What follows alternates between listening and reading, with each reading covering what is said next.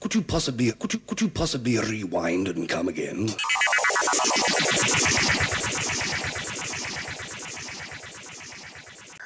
What's going on, people? Level Up Media. So, in this episode of Unsung Artists, I'll be speaking about a soul-stroke R&B singer by the name of Trey Lorenz. I'll be honest, the first time I heard of Trey Lorenz is when he featured with Mariah Carey on the track entitled I'll Be There, which is criminal considering how gifted this guy is. Now, granted, he wasn't really widely known or recognized until that Mariah feature, which I'll explain shortly. Now, Trey Lorenz started singing off at his church in South Carolina from an early age, and by his teenage years, he was singing as part of an R&B group. He met with Mariah Carey in 1990 and sung as her backup vocalist while she was on tour promoting her debut album. 2 years later, he got his first major professional break in singing the duet with Mariah Carey entitled I'll Be There.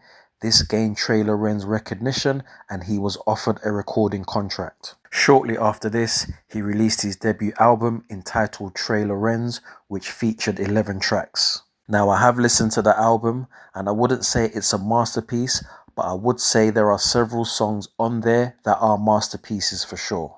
And for me, there are at least 8 tracks that are certified hitters on that album.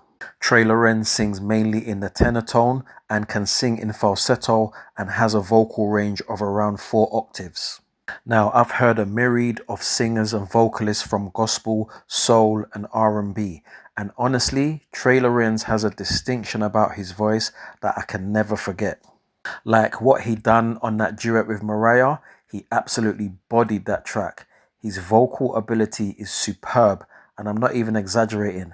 This guy is criminally unsung and underrated. Which brings me to my next point, which is that he was dropped by his record label shortly after releasing his album as it was underperforming in the charts, which simply means his music wasn't meeting the demand of the marketplace. Trey Lorenz's album was very much grown people's music.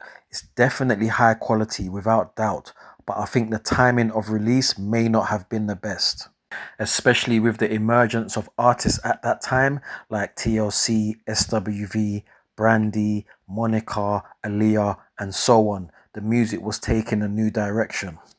After Trey Lorenz was dropped by his label, many artists were still reaching out to him for backup vocals like TLC and Usher, and he continued to work extensively with Mariah Carey.